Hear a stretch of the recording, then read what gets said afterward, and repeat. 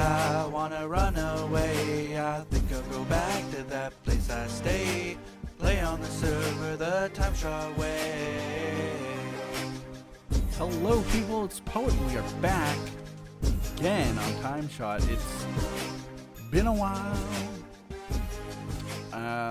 For a lot of reasons, because I've been wanting to do one of these and well, first of all, this is going to be a talky episode. So, I know a lot of you look forward to them, where I'm going to talk about what's going on, what's happening in my life, what's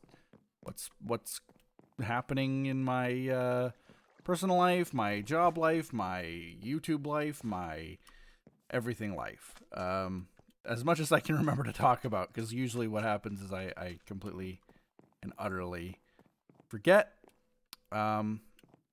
Let's start with the fact that I haven't been recording these kinds of episodes on TimeShot for a while because of the episode that you just saw, the episode 11, where me, Jake, and Dave were trapped in the end, and essentially it's a great thing that we were freed from the end. Let me just say that 74 years we were there in end time, which equates to like a few weeks, I think, in overworld time, if you buy that. But anyway, not a whole lot has happened around this base, except that there's this massive new ship at docked at my base now. Clearly pirate ship. And that's all that I really know. Plus, in the hold, there's a riddle abound. Looking for your gold, You won't find her ear, but we'll give you a clue today. Just lend me your ear. Look below a wall of chests close by. Descend the ladder down. There you will find the next clue. Chart your way around. So this is an interesting thing. Apart from this build, not a whole lot has changed around my base, honestly, but surprisingly, a lot has changed over by... Well, first of all, I know that there's a big difference with this base right here. First of all, it's not half dirt anymore, or whatever it was. Was it half dirt or granite? Whatever it was. Now it's all cobblestone, I think. But I heard from Tort some time ago that this is finished. That this is all finished, and I don't know if he knows this. I don't know. I don't think I screwed anything up, but I went in here and I leveled up a ton of these librarians here. I leveled them up like crazy. I don't know if that's even how it works. I probably messed up a bunch. But as far as I know, I was doing it right. I don't know. Either way, I leveled up a bunch of them.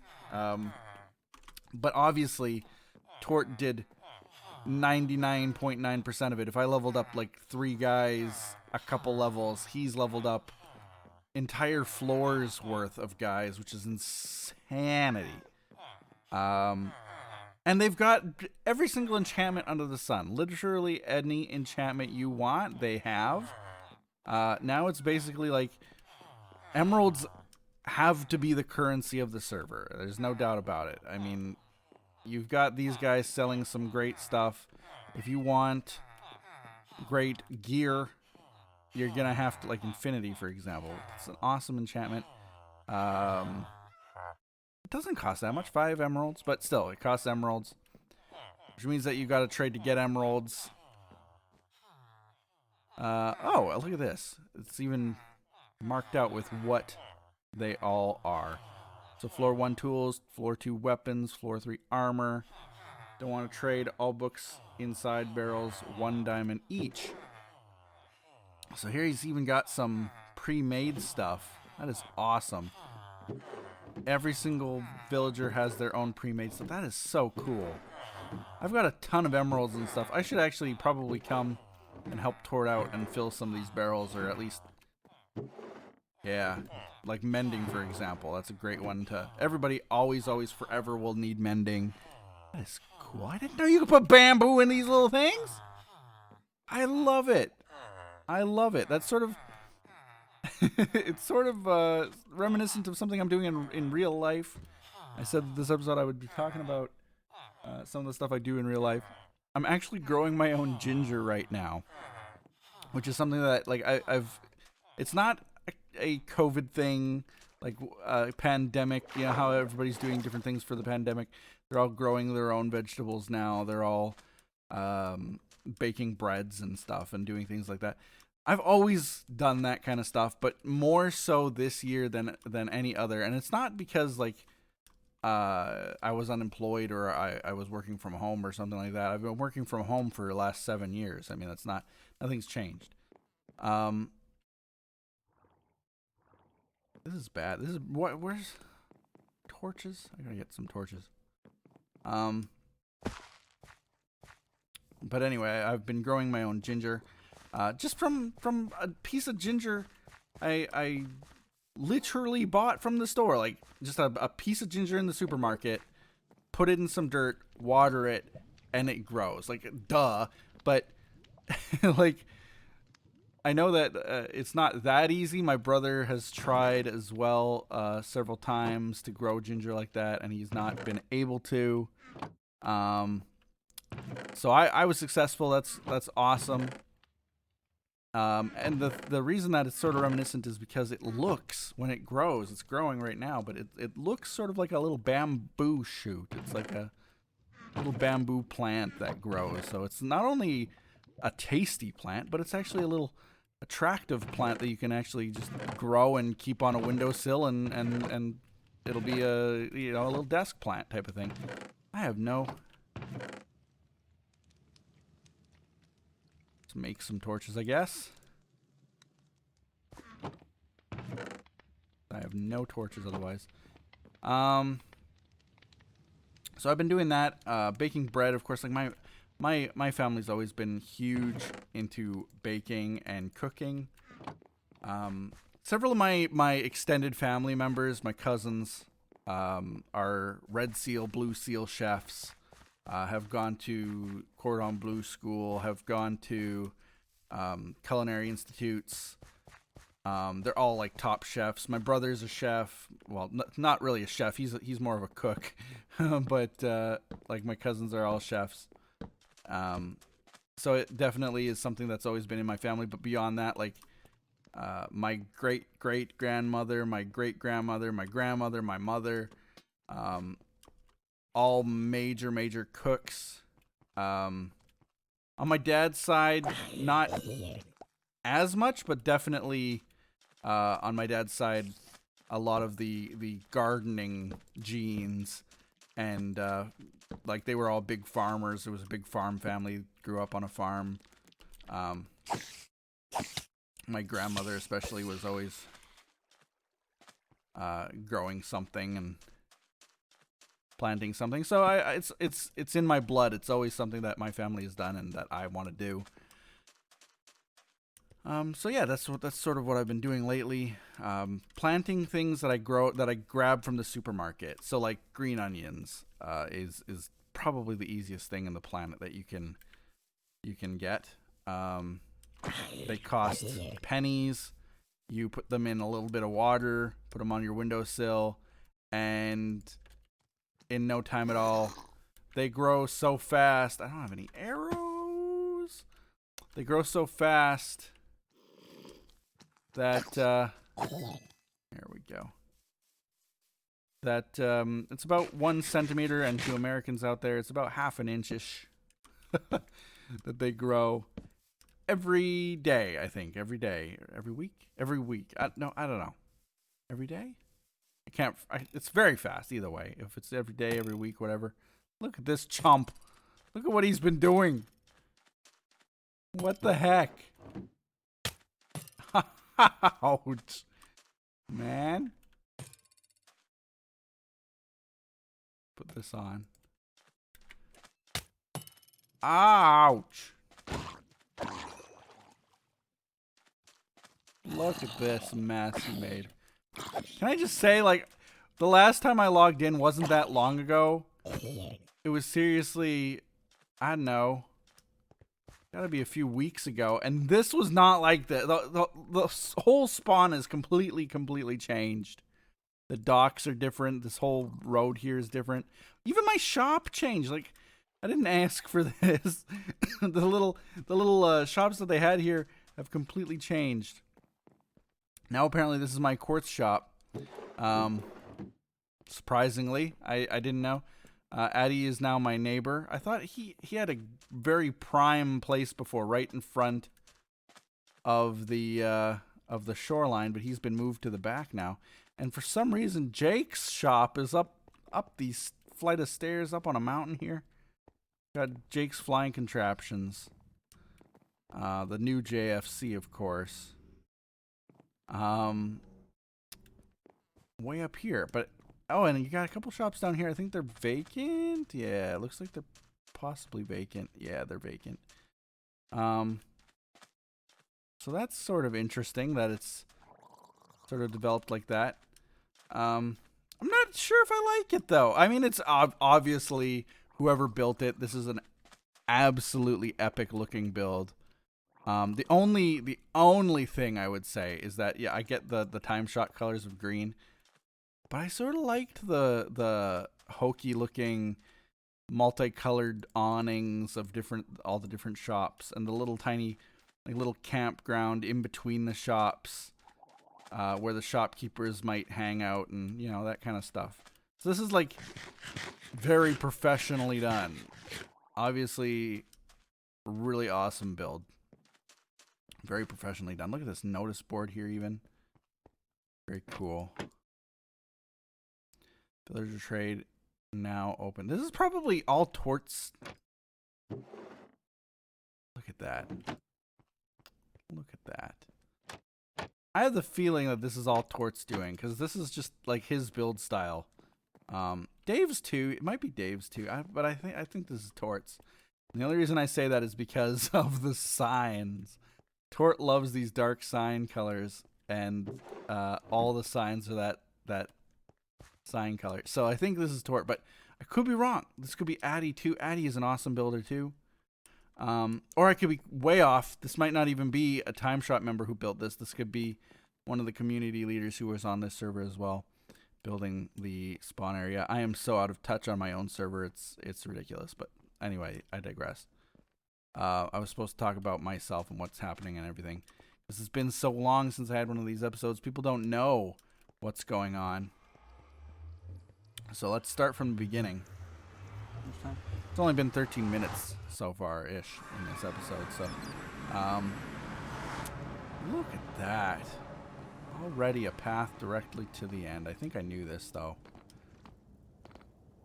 Huh. The end. So cool. With a little boat track. Where's the boats, though? There's no boats? Or is it just... Oh, you can run it. Okay. Perfect. And then we got Huck's tunnel here. Huck has been working like crazy on this awesome mineshaft thing. Looks really, really cool. And he's terraformed it. He's terraformed it to look like an overworld mineshaft, which is like surprisingly good. Like this looks. The reason it's surprisingly good is because it's like it looks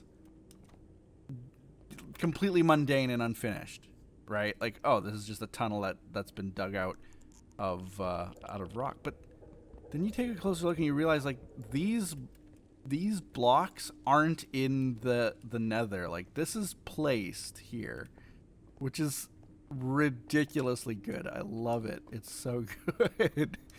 It's so good that it looks so plain, but that's how it's supposed to look.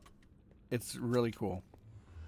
I've always loved those, like building the overworld in the nether in the end and stuff, and making it really legitimately look that way. Look, I'm done my tunnel too. Yep. Great. Anyway, let me start with from the very, very beginning, because I don't know how far back the last time I spoke to you guys. How far back? And I'm gonna. Well, what can I do while I talk? Because it's gonna be pretty mundane. I think I'm going to potentially just go and dig some sand up, actually. So let me actually go back into the nether and go back to where I have made another portal to the desert. So yeah, let's go there. And let's start back with, let me think now. Storage, down this path. Did I move it? I moved it, didn't I? Where did I move it? Down this way? Yeah, this must be it. So let's see. 2020. Has it been that long? I mean, since the beginning of the year, essentially what's happened. You guys know a lot more probably than most because of Wynn's streaming that she was doing in the beginning half of 2020. So basically what happened is 2020 happened, and no, it really all started when Mixer shut down. So what month was that? That was actually June or July of last year. So not quite 2020, but June or July of last year. As you guys know, I was. Oh man, that guy scared me. What kind of villager are you? A shepherd? He sells wool? That's kind of cool. Since when? Got all kinds of cool villagers around here. But anyway, do I even have a shovel? No, I don't have a shovel. I went all this way. I don't even have a shovel. Well, it just gives me something more to do. I gotta go and get myself a shovel now. So I worked for Mixer, as you guys know.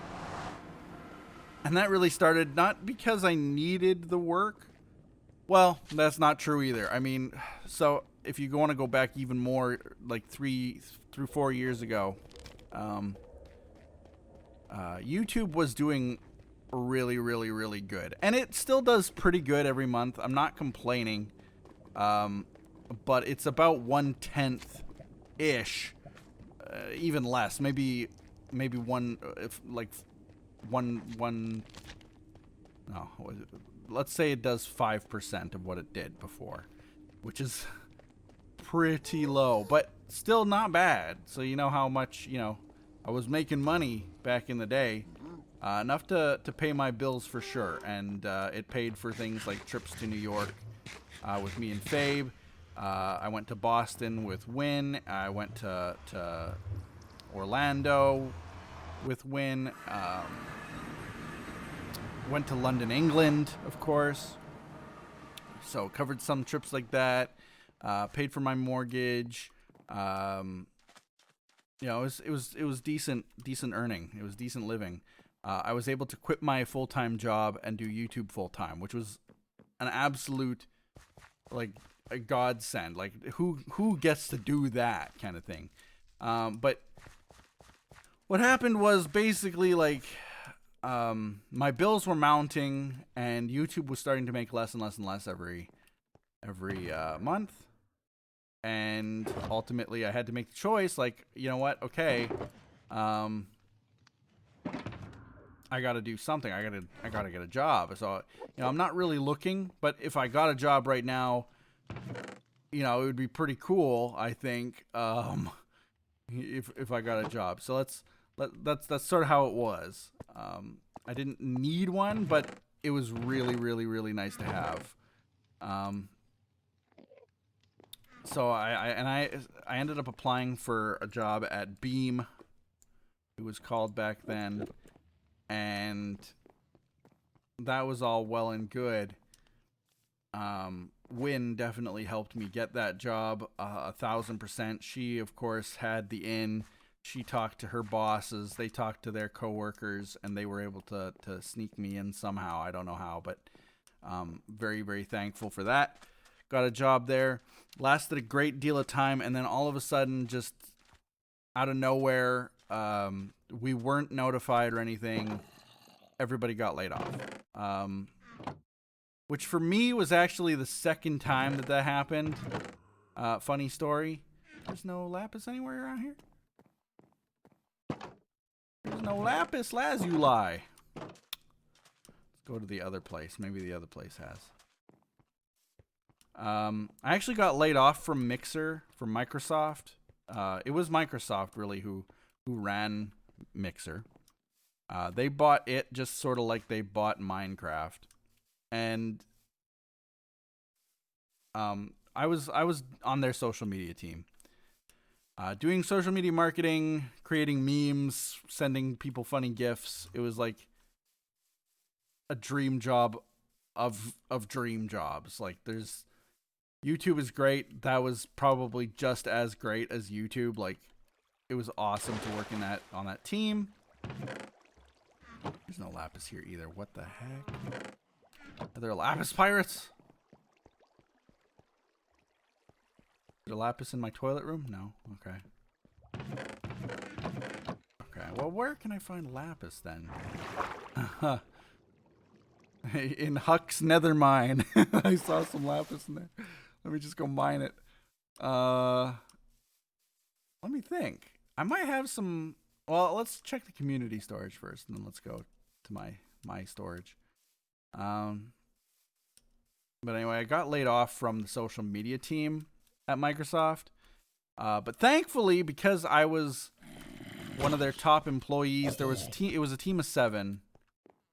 All of whom I think were really awesome.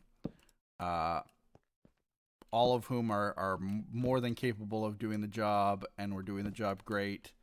I know for a fact that my boss pulled strings hard for me, and I was able to get another job at Microsoft. So, although the rest of my team was laid off, I thankfully was not. Where's the? I just ran past. So backwards. I was not, and I was able to keep my job at Microsoft, although it was a different job. So, Win was still working there as well. She didn't get laid off. She was working for the Trust and Safety Department, doing like moderation, that kind of thing. And I was doing customer support. Like that's essentially it. But not just customer support. I was immediately hired into tier 2. There's no lapis here. None at all. No, I don't think there's going to be in there. So I was hired into tier 2 support, which basically you are dealing with the higher tiered customers. You're dealing with fraud. We actually had to do fraud investigations. We were trained in fraud. We had to do money and billing issues. We did a number of things such as that. Video related technical support, understanding TCP/IP and packet loss and fragmentation and audio qualities and bit rates and all that kind of stuff was my jam. That was what I did for another year at Microsoft. But then, like I said, we were all laid off. So if it would be anywhere, it would be in this chest, I think, or maybe with the ores. Yes. Yes. Haha. 24 minutes. We finally have a shovel, guys. Not that I've been getting a shovel this whole time, but you know what I mean. So anyway, got laid off, and the same day, the same time, the same moment, the same meeting, Win was also laid off from her job. So it's not bad enough, like, oh my god, like, we are all out of jobs. When you've got both the husband and wife combo from one family. Why do I got just a sheet of glass in my inventory? When the husband and wife both get laid off from their jobs, that's when panic sets in. Honestly, like we really didn't know what we were going to do.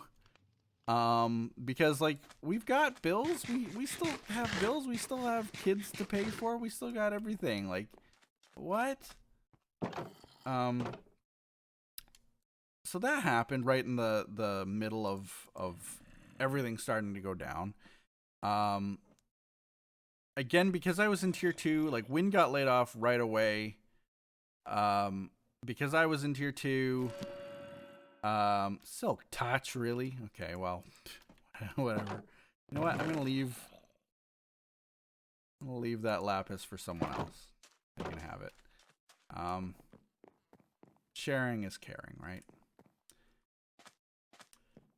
So I had to stay on for another month. So I was technically gone in August, but I believe Win was laid off in June. So she ended her stay in July, and then I ended mine in August. Is how it worked. With the extra weeks that we had. So all through July, August, whatever, I was applying for jobs. And I actually had quite a few interviews. I was actually surprised at how many bites I ended up getting. It was sort of dicey for a while there. Win had some streams where she was like, you know, help us pay for our mortgage. Charity streams. It wasn't charity. Let's not confuse the matter, but donation streams. And there were a few times where people really came out and like I don't know what we would have done otherwise some of those days if it wasn't for, and it's always been the case. And you guys, the viewers, have always and forever been like this awesome force that helps us out when we look at our situation and think, there's no way we are going to survive this. There's no way. My God, look at all these mobs all over the place. They're everywhere. These poor villagers. Run, villagers. I've made a mistake. I have made a huge mistake. All these villagers are at risk now because of these dang mobs. There's so many too. Okay, let's see if I can sleep now. Quickly. Burn up some of these mobs. Get out! This is for your own good. Alright. Thank goodness.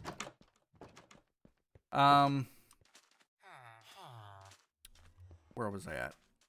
Oh, look at this guy. He's just in the hole with a creeper. How you doing?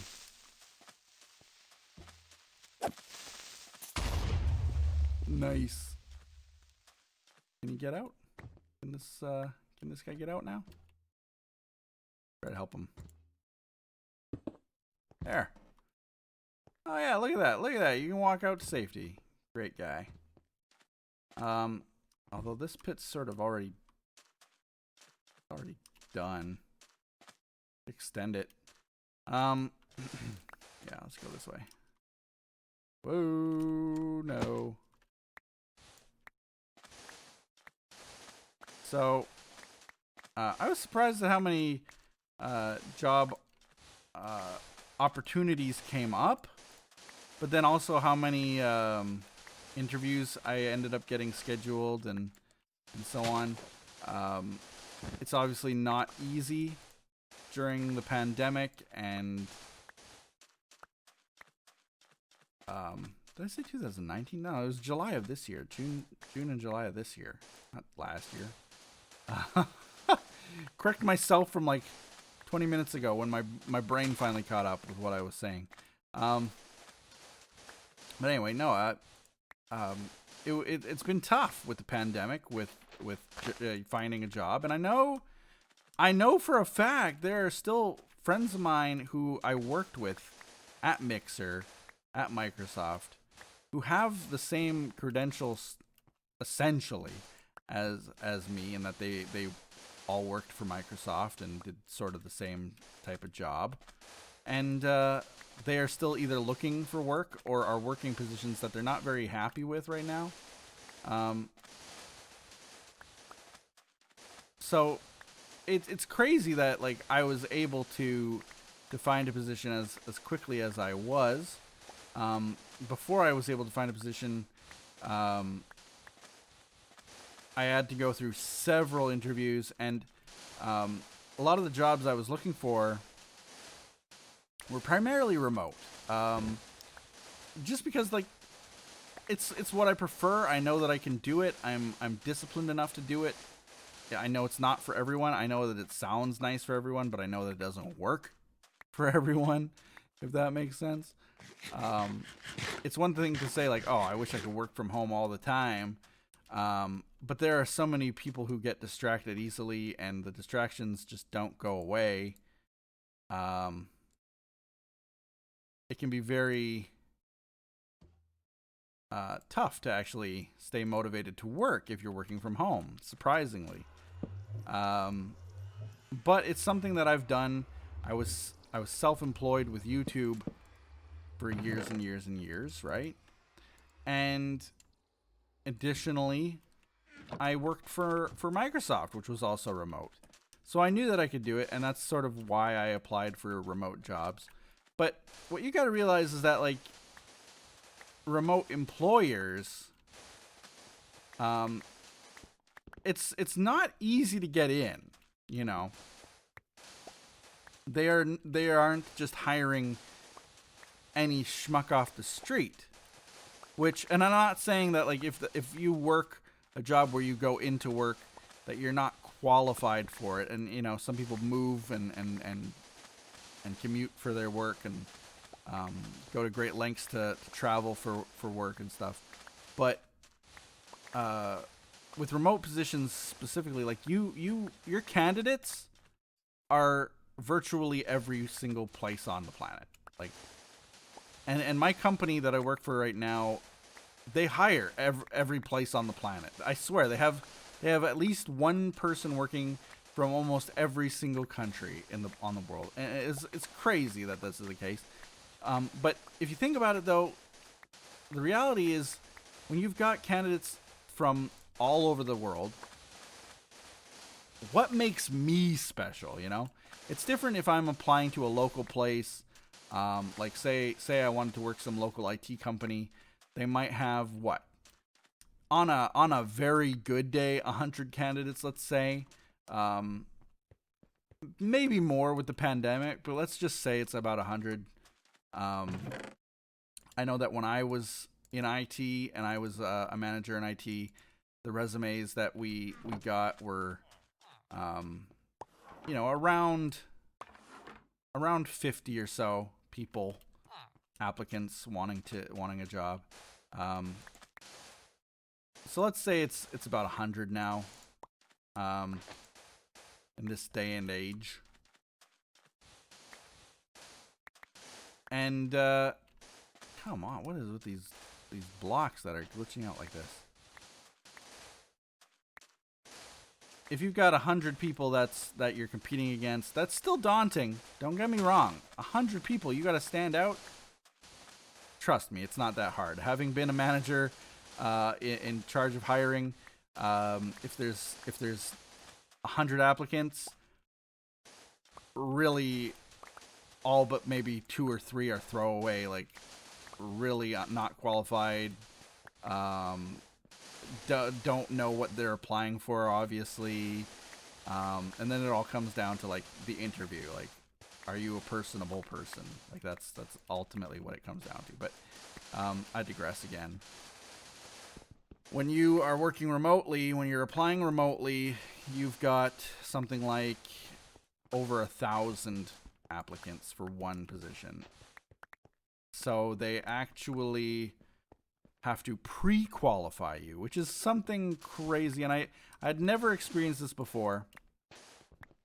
when I was hired by Microsoft, it was sort of like, hey, I know somebody who would be great in this position. Okay, let's hire them. It was all done through word of mouth. It was not done through like a huge application process. Not that I couldn't have also applied anyway. But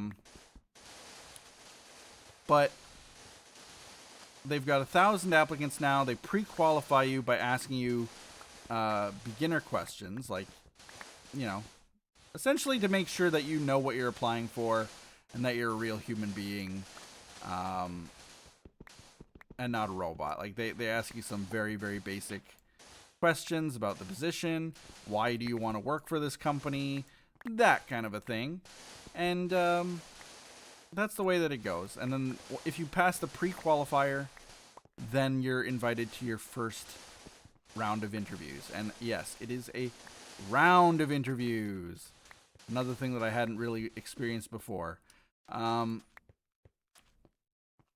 got a couple different interview invites from various companies, and for each company you go through rounds of interviews. And basically that means as a remote candidate you are being cherry picked. Again, if they had 1,000 applicants, the pre-qualifiers narrow it down to maybe, let's say, 200, 300, maybe not even that many, but let's say it's down to the 100 again. You still have to then convince people that you are capable of working the job, because they can't see you. They can't. Your credentials will be from all over the world, so verifying them takes time and stuff. But you have to go through the rigorous process of interviewing with several people. So usually it's someone on the team. Then usually you go to HR. Or someone a little bit higher up the ladder. Then you go to HR. Then you go to someone a little bit higher up the ladder. Maybe like the guy in charge of technology. Oh crap! Oh no, it's fine. It's fine. We're all good. It's fine. We're good. What's this little cave about?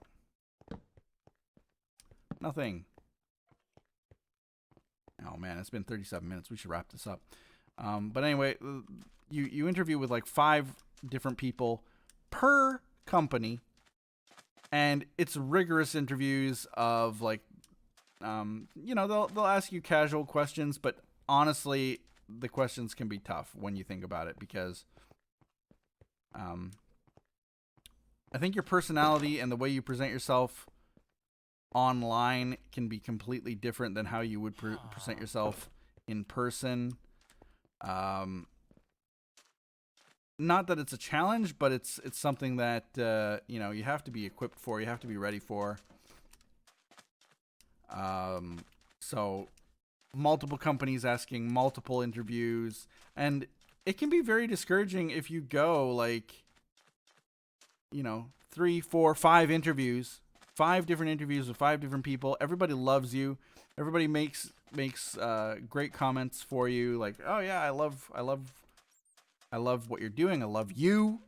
Marry me. But it's like, ultimately you don't get a call back, or you don't get the job, and it's like, discouraging. But it's so much work. It's not easy. I still pushed through it. I got another job.